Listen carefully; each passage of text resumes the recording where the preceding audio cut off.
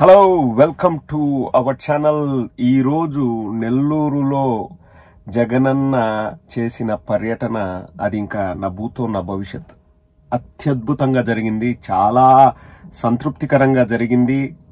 జన సునామీ, అసలు ఇసుకేస్తే రాలనంత జనం. మనము ఏదో సామెతల్లోనూ ఏదో వాడుక భాషలో చెప్తాం, ఇసుకేస్తే రాలనంత జనం అని చెప్పేసి. అది ఈరోజు సాక్షాత్కారం అయింది. అసలు జగన్మోహన్ రెడ్డి గారి పర్యటనకు నెల్లూరులో యువత మరియు కార్యకర్తలు చూపించిన అభిమానం అది ఇంకా వెలకట్టలేనిదండి. ఇక్కడ కార్యకర్త అని కూడా అనకూడదేమో, సామాన్య ప్రజలు అనేది కరెక్ట్ మాట. అసలు ఆ జనాలు రావడం గాని, జగనన్న అడ్రస్ చేసిన ఇష్యూస్ గాని, లేకపోతే జగన్మోహన్ రెడ్డి గారిని ఎలా మిస్ అవుతున్నామని వాళ్ళు ఫీల్ అవుతూ వాళ్ళు చూపించిన ప్రేమ గాని అద్భుతం అండి. ఈరోజు నెల్లూరు పర్యటన కొడితే బాలు సిక్సర్ మాత్రమే కాదు, స్టేడియం అవతల పోయబడింది. చంద్రబాబు గుండెల్లో రైలు పరిగెత్తించింది అనడంలో ఎటువంటి అతిశయోక్తి లేదు. పర్యటనకు రాకముందే గుండెల్లో రైలు పరిగెత్తిన, ఇంకా పర్యటనకు వచ్చిన తర్వాత ఇంకా ఆయన పరిస్థితి ఏంటో ఒకసారి మీ ఊహకే వదిలేస్తున్నాను. ఏందండి ఆ దారుణాలు ఏంటి అంటే, ఇప్పుడు పర్యటనకు వస్తే మీకెందుకంత భయం? జగన్మోహన్ రెడ్డి గారు అదే అడుగుతున్నారు. మీకెందుకంత భయం? మీరు పరిపాలన బాగా చేసి మీరు అంత బాగా చేసినాం మేము సూపరు అంటే ఒకటి జనాలు రారు, రెండోది వచ్చినా మీరు భయపడాల్సిన అవసరం లేదు. మీ పరిపాలన నాసిరకంగా ఉంది కాబట్టే, ప్రజలకు ఏమీ మీరు చేయట్లేదు కాబట్టే మీ గుండెల్లో రైళ్లు పరిగెడుతున్నాయి. జగన్మోహన్ రెడ్డి గారు అలా కాలు బయటకు పెడితే జన సునామీ, జన ప్రభంజనం తట్టుకోలేకపోతున్నాడు చంద్రబాబు నాయుడు. ఈరోజు కరకట కొంపలో ఎన్ని టీవీలు పగిలింటాయో. అసలు టీవీల వాళ్లకు అక్కడ చుట్టుపక్కల ఉన్న వాళ్ళు రిక్వెస్ట్లు పెడుతున్నారంట, ఏమన్నా పగలని టీవీలు ఉంటే మ్యానుఫ్యాక్చర్ చేయండి అంటే వాళ్ళు కూడా భయపడుతున్నారంట. మేము ఎక్కడ చేయగలము, అది ఓన్లీ ఇస్నరీకే సాధ్యము, ఆ ఇస్నరీ పగలు కొడుతున్నాడు, ఇంకా మా వల్ల కాదు అని చెప్పేసి వాళ్ళు కూడా చేతులు ఎత్తారంట. అంటే చంద్రబాబు ఇట్టినట్టు ఇట్ట కాదు, ఇట్ట చేతులు ఎత్తేసారంట, మా వల్ల కాదు అని. సో అలా ఉంది పరిస్థితి. జగన్మోహన్ రెడ్డి గారు కొన్ని అద్భుతమైన పాయింట్లు చెప్పారండి. అవి నేను చదివి వినిపిస్తాను చూడండి. వ్యవస్థలన్నీ నీరుగారిపోయాయి, స్కూళ్లు నాశనం అయిపోయాయి, విద్యా దీవెన వసతి దీవెన లేదు, 6 క్వార్టర్లు విద్యా దీవెన పెండింగ్, ఫీజులు అందడం లేదు, దాంతో పిల్లల చదువులు మానేస్తున్నారు, నాడు నేడు ఆగిపోయింది, గోరుముద్ద అన్నది రోజుకొక మెనుతో పిల్లలకు మంచి పౌష్టికాహారం ఆనాడు ఇవ్వగా ఈ రోజు స్కూళ్లలో తిండి తినడానికి పిల్లలు భయపడుతున్నారు, ఇంగ్లీష్ మీడియం ఆగిపోయింది, టోఫెల్ క్లాసులు ఎత్తేశారు, ఆరోగ్యశ్రీ సేవలు నిలిచిపోయాయి, నెలకు 300 కోట్లు కావాలి, దాదాపు రూపీస్ 4,200 కోట్లు బకాయిలు పెట్టాడు, ఆరోగ్య ఆసరా లేనేలేదు, ఆరోగ్యశ్రీ కింద ఆసుపత్రులు వైద్య సేవలు అందించడం లేదు, ఏ పంటకు గిట్టుబాటు ధర లేదు, ఉచిత పంటల బీమా లేదు, రైతులకు పెట్టుబడి సాయం లేదు, వారికి రైతు భరోసా అందడం లేదు. దాన్ని చంద్రబాబు నాయుడు కూనీ చేశారు.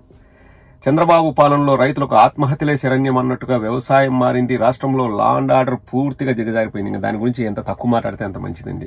రెడ్ బుక్ రాజ్యాంగం అమలవుతుంది. సూపర్ 6లు, సూపర్ 7లు మోసాలయ్యాయి. జగన్ పథకాలన్నీ అందక పేదల బతుకులు అల్లాడుతున్నాయి. దీంతో ప్రజలకు చంద్రబాబు సమాధానం చెప్పుకోలేక వారు ప్రశ్నిస్తే ఆ గొంతును నొక్కడానికి చంద్రబాబు చేస్తున్న ప్రయత్నమే ఈ రెడ్ బుక్ రాజ్యాంగం.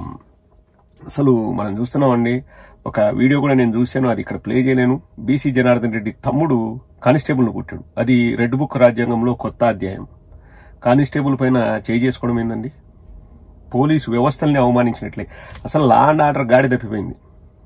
ఈరోజు జగన్మోహన్ రెడ్డి గారు మళ్లీ చెప్పారు, ఈసారి 1600 మంది కాదు, బంగారుపాలెంలో 1600 మంది వస్తే ఈసారి 2000 మంది. నాతో అన్న చెప్పాడని చెప్పేసి నేను ఒక మొన్న వీడియో చేశాను. ఈరోజు జగన్మోహన్ రెడ్డి గారు స్వయంగా అదే మళ్లీ చెప్పారు. 2000 మంది పోలీసులు, డిఎస్పీలు, డిఐజీ కూడా అక్కడే తిష్ట వేశారంట. జగన్మోహన్ రెడ్డి గారికి ప్రొటెక్షన్ ఇవ్వడానికి కాదు, జగన్మోహన్ రెడ్డి గారి దగ్గరికి అభిమానులు రాకోకుండా వాళ్ళని కట్టడి చేయడానికి. అందులో భాగంగా రోడ్లకు గుంతలు తవ్వడం ఏందండి? తెలుగుదేశం వాళ్ళు రోడ్లకు గుంతలు తవ్వినారంట జగన్మోహన్ రెడ్డి గారి సభకు జనాలు రాకోకుండా, 2 వీలర్స్ వెళ్ళకూడదని.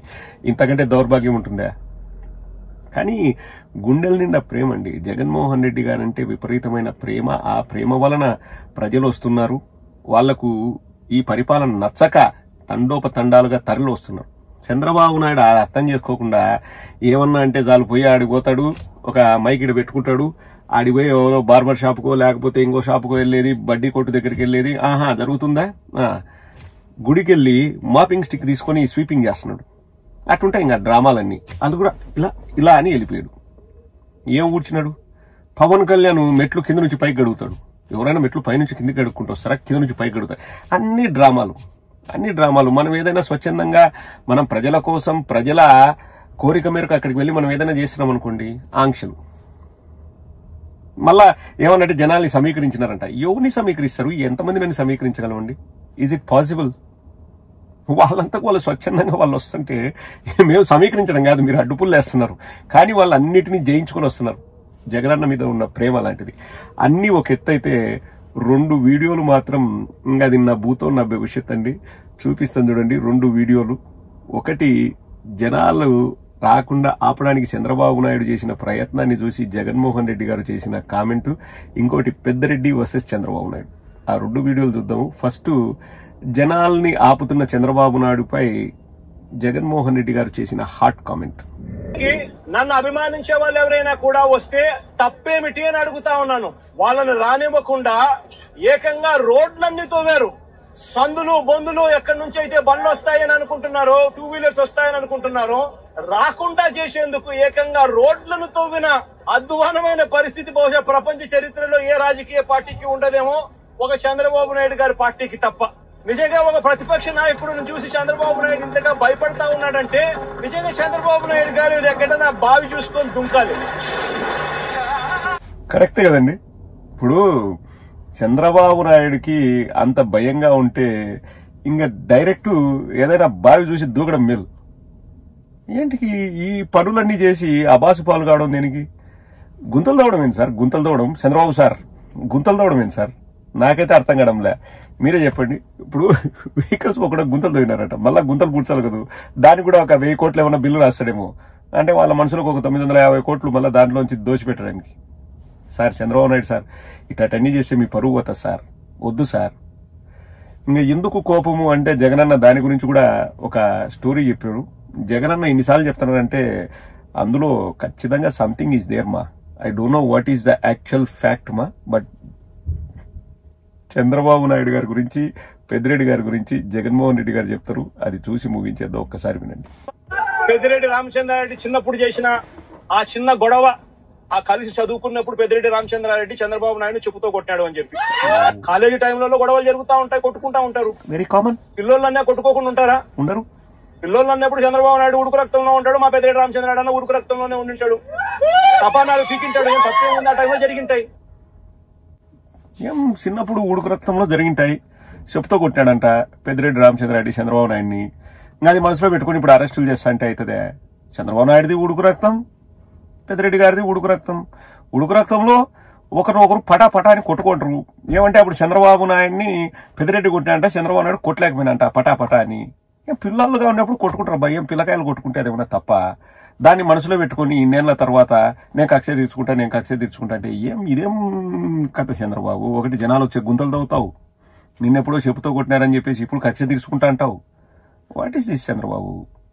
ఇప్పుడు ఇలా చేయడం వల్ల నేను అనేది ఏంటంటే, నేను చంద్రబాబు నాయుడు గారికి సపోర్ట్ ఇస్తున్నా. మీ ఇమేజ్ డ్యామేజ్ అవుతుంది. అంటే మీరేంటి, I am ఇజ్నరీ, I am 9 liters water, 1 liters power taking out. I am ప్రపంచానికి చదువు సెప్పింగ్స్, my computer, my drone, my AI, my quantum. వద్దులే, క్వాంటమ్ అనకూడదు. క్వాంటమ్ అంటే కర్ణాటకలో మళ్ళీ వచ్చి వాళ్ళు మెడతో కొడతారు. వద్దు, క్వాంటమ్ ది క్యాన్సల్.